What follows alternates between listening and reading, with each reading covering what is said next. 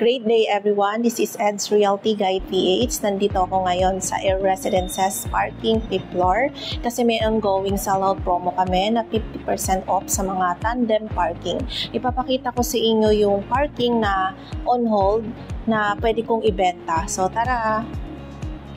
As you can see, this is the elevator. So walking distance lang siya dito sa tandem parking. Maganda tong pwesto na parking na to kasi very private, meaning wala kang katabi. Sa mga clients na interested, lalo na sa mga nagre-rent lang dito sa Air Residences Condominium na gusto nyo may mapupuntahan yung binabayad nyo, as long as meron kayong unit ha. I mean, nagre-rent lang kayo ng parking. So this is available. Ang number niya is 113. So tandem siya, meaning ganito yung tandem. Pagpapasok dito yung unang sasakyan dito, then second dyan. Kung meron kang motor, pwede pa sa dulo. Yun yung maganda dito kasi kung may motor ka, pwede pa sa dulo, tas dito yung isa mong sasakyan, tas dito pa yung isa mong sasakyan, di ba?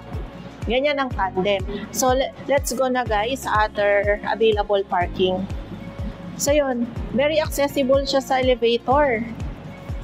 Kasi mostly na mga clients, gusto nila yung malapit sa elevator. May isa pa akong gustong parking dito. Ayan yung elevator, oh. Yung isa dito, oh, malapit lang din siya sa elevator. Etong 5th floor pala, as you can see, pang-executive yung dating yung vibes niya. As you can see, malinis yung hallway, tapos may ventilation, may hangin. Hindi siya yung sa basement. So meaning makakahinga ka. Lalo na ako may hika. So na-appreciate ko talaga yung mga ganito na maaliwalas. Kita nyo naman, pang-executive yung 5th floor ng parking ng Air Residences. At ito nga pala yung available na pwede ko ring ibenta. 3A and 3. So dito unang papasok yung isang kotse dito sa dulo. Yan. Pwede pa yung motor dito eh. Basta yung kotse mo hindi sobrang laki, hindi is SUV. Pwede na yung mga Vios and Wigo dito. Let's say, kung dalawang SUV kasya. Then dito naman yung isang SUV. Diba? Maganda din siya. Ayan na yung ventilation. Makikita mo yung labas. May hangin. Diba? Diyan kami nagra-rent dati. Sa tapat lang niya. Ito lang kasi kami nakatira sa Air Residences.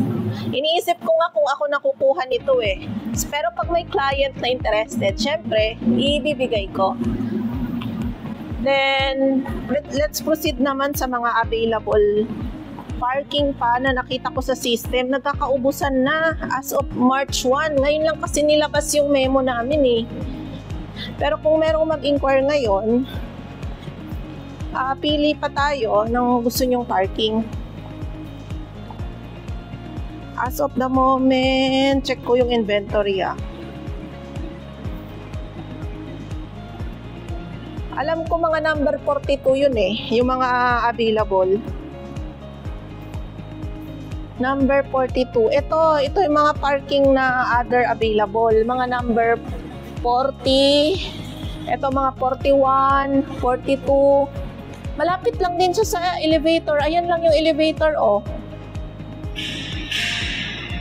Convenient lang din siya. So ito guys, yung mga slot na mga naiwan sa system na mga tandem parking. Yan. Take a look guys. Chine-check ko ngayon yung inventory. Mabilis kasi talagang maubos to. Kasi isipin mo 50% off. Malaki yung matitipid mo pag 50% off. Then, sa computation naman, depende yan kung may natitira ka pang equity and pwede mo namang i-loan kay bank financing yung 90%. Pwede nating pag-usapan yung computation nito. Kung nasa abroad ka, we can set a Zoom presentation. Kung nandito ka naman sa Pilipinas or dito ka nakatira sa air residences, we can do meet up and pwede natin pag-usapan yung parking and paano mag-purchase dito. Ang requirements lang is valid ID and sign form. Parang ganun lang sa pagkuha mo sa unit. Ang kailangan, meron kang unit na nakalink pag gusto mo mag-purchase ng parking. So again guys, thanks for watching. Don't forget to like, share, and subscribe my YouTube channel.